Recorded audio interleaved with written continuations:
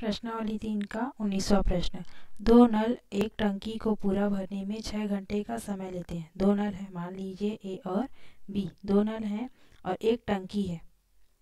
एक टंकी को भरने में 6 घंटे का समय लेती है। यदि एक नल को खोलने पर 10 घंटे में पूरा करती है, मतलब सिर्फ ए नल को खोल देते हैं, इसको बंद कर देते हैं, तो कितना लगता है? 10 घंटा लगता है। तो बताइए केवल दूसरा नल, तो बताना है कि केवल ये दूसरा नल जो है ये बंद कर देंगे और इसको चालू कर देंगे तो दूसरा नल कितना समय लेगा उस टंकी को भरने में, ये हमारा प्रश्न है।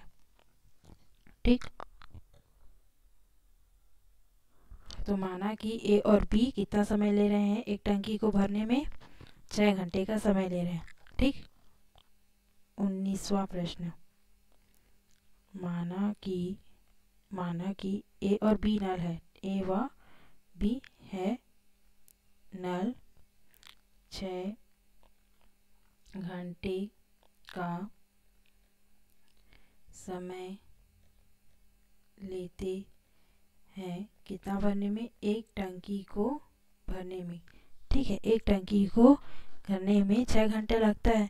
तो ए व बी उसी एक टंकी को 1 घंटे में कितना टंकी भरेंगे, ये हम निकाल लेते हैं। पहले 6 घंटे का दिया है तो 1 घंटे का निकाल लेते हैं। ए व बी नल 1 घंटे में टंकी भरेंगे। कितना टंकी भरेंगे? 1/6 भाग, उस टंकी का 1/6 भाग वो लोग भरेंगे। ठीक है, टंकी का 1/6 भाग। अब बोला है आगे कि ए नल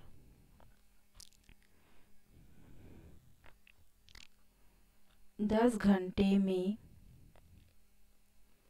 भरता है एक टंकी।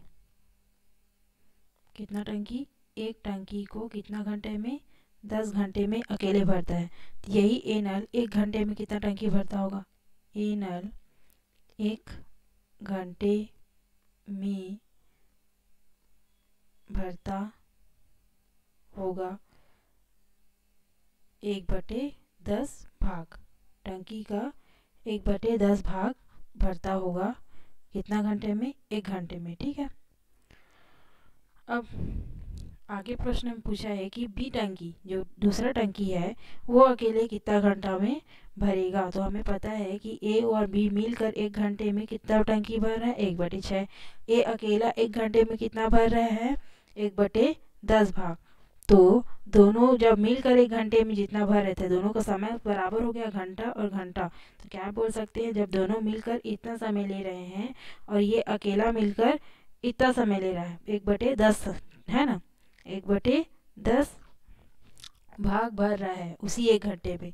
तो ये दोनों मिलकर के जितना भाग भरे उसमें से एक अकेले का भाग हम निकाल देंगे, तो बी का हमें 1 घंटे का पता चल जाएगा कि बी कितना 1 घंटे में कितना टंकी भरेगा, वो हमें पता चल जाएगा। अतः बी नल या फिर बी नल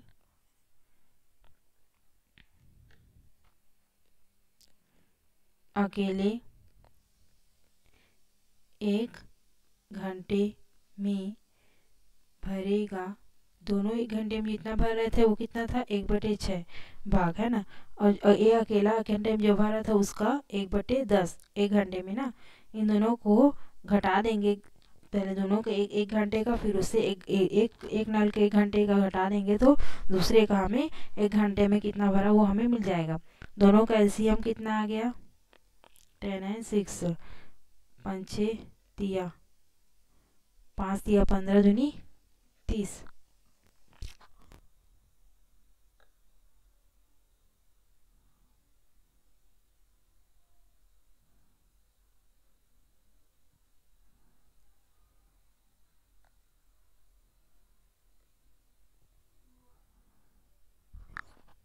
तीस, 6 5 30, 5 एकम 5 ऋण 5 दिया 10 दे हम 10 दिया 30, तो 5 और 2 2/30 भाग।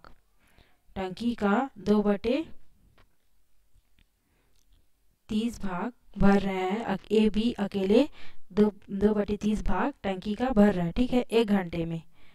तो ये निकला है बी का 1 घंटे में कितना भाग, 2/30 टंकी वो भर रहा है। तो ये निकालना है हमें कि एक टंकी को कितना घंटे कितना समय लगेगा। तो क्या करना पड़ेगा, त्रिया गुणा कर लेंगे, इसका गुणा इस तरफ और ये 2 अपॉन में आ जाएगा। तो 30/2 30/2 घंटे लगेंगे। और इधर कुछ नहीं बचा, एक टंकी को भरने में। 2 एक कम 2, 2 एक कम 2, 2 5 6 10।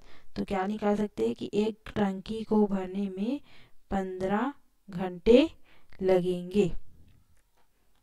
एक टंकी को भरने में बी नल को 15 घंटे लगेंगे। यही हमारा आंसर है।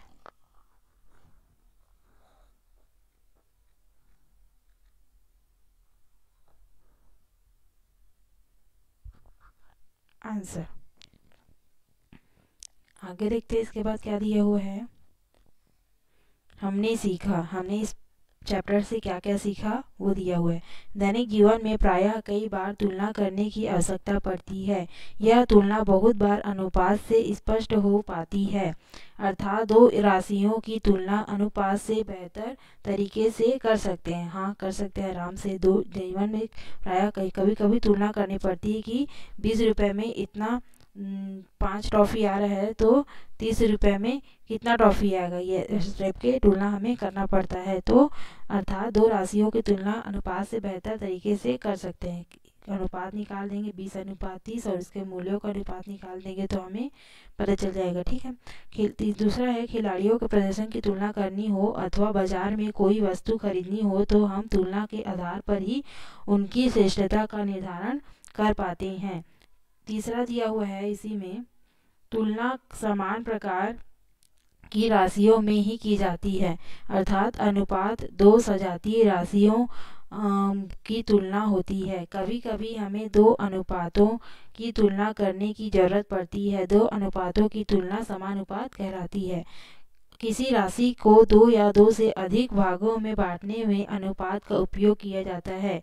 दैनिक जीवन में हम ऐसी परिस्थितियां देखते हैं जहां एक राशि बढ़ने या घटने से दूसरी राशि घट या बढ़ जाती है। ये राशियां व्युत्क्रम अनुपात में या फिर व्युत्क्रमानुपाती में होती हैं।